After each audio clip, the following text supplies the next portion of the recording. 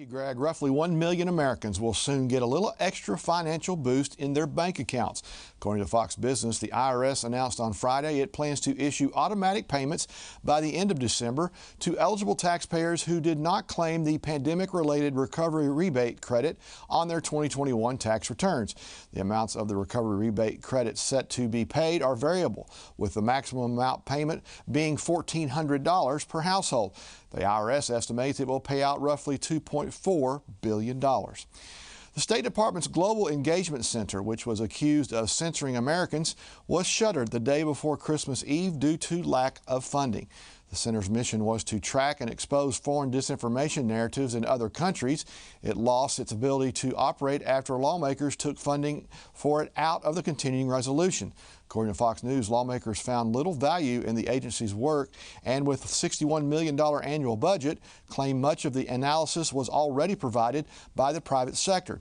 Texas Attorney General Ken Paxton, the Daily Wire, and the Federalist sued the State Department. Secretary Anthony Blinken and other officials claiming the agency engaged in a conspiracy to censor, deplatform, and demonetize American media outlets disfavored by the federal government. The lawsuit said the Global Engagement Center was the tool used to carry out the censorship, and it claimed the Federalist and the Daily Wire were unreliable and risky, effectively starving them of advertising revenue and reducing their circulation, reach, and voice. Joe Biden and his family are on another vacation. They are at St. Croix in the Virgin Islands. According to the New York Post, the Bidens are staying at the home of business leaders Bill and Connie Neville. The trip is once again bringing up questions about past and present ethical issues when it comes to the president staying at the homes of wealthy supporters. Critics argue that these lavish stays contradict the party's core values, opposing its stance against wealth inequality and further hindering the party's efforts to connect with everyday Americans. In addition, reports indicate Biden has not included these gifts in his annual reports, which could be a breach of federal law. Mike? Tim, President-elect Donald Trump will take office on January 20th and has pledged to sign a host of executive orders on day one. On my first day back in the Oval Office, I will sign a historic slate of executive orders to close our border to illegal aliens and stop the invasion of our country.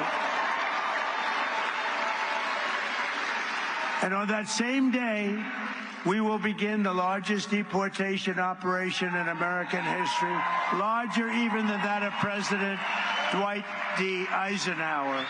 Many of the orders will reverse policies undertaken by the Biden administration and restore Trump's own past policies and implementing new policy initiatives. Some of the highest priority actions Trump could take, ranked by Axios based on a number of mentions in his speeches and press conferences, include settling the Russia-Ukraine war, closing the border, and cutting federal funding for schools that teach CRT and who have a vaccine mandate. Spying on the United States by the Chinese appears to be on the rise as two Chinese spies in California and several in Guam were arrested this month, according to the Department of Justice. A complaint filed December 17th charges a 64-year-old man allegedly with acting as a PRC agent while working in California as a campaign manager for a city council candidate elected in 2022.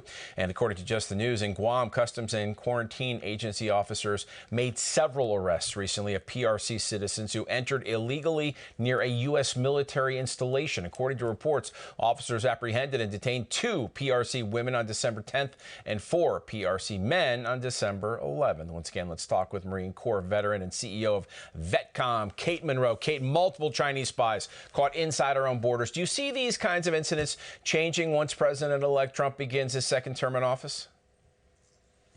I hope that with the close of the border and the harsher penalty for breaking and entering into our country, I think that it will cease. Because here's my theory, as somebody who's gone down to the border many times, I have probably witnessed myself 300 to 400 Chinese crossing all at the same time. They're the only nationality that will hide from you, not talk to you, make light of the situation.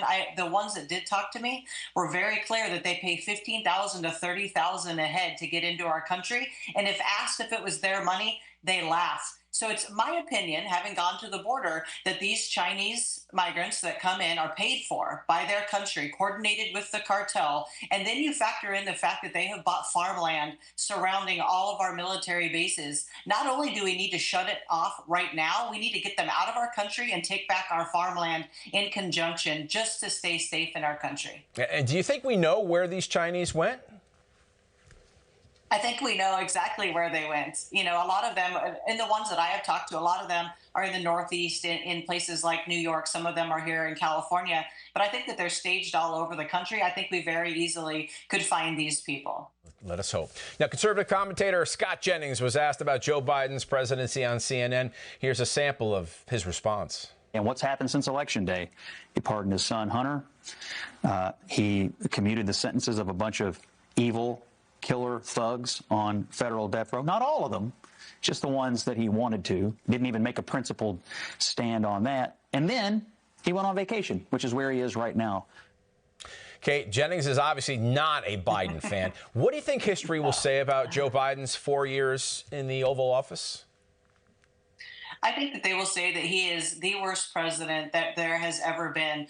If you only look at the standpoint from how he has basically allowed us to almost be overtaken by other nations from the inside out. He's also put us at risk of being in multiple world wars. He's thrown off the entire safety and security of the entire globe. I think he is by far the worst president. And I don't even know how much presidenting he was doing, but everybody surrounding him was ensuring that we definitely lessen the efficacy and the sovereignty of our nation. So in my book, worst president there's ever been. Mm-hmm. Now, the Atlanta Journal-Constitution's deputy managing editor and politics director, Alex Saenz, spoke to News Nation about Donald Trump's comments on the Panama Canal, Greenland, Canada, and many other geopolitical topics. Listen to this observation. Many people, world leaders and people here in this country, wonder what will happen on day one. Potentially what we're seeing now is that foundation being laid for a very interesting first couple of days, first 100 days and beyond of what America could look like, what policies could look like. So, Kate, the president-elect has said he will push political boundaries and really in every direction. What do you think his first political moves will be once he is back in office?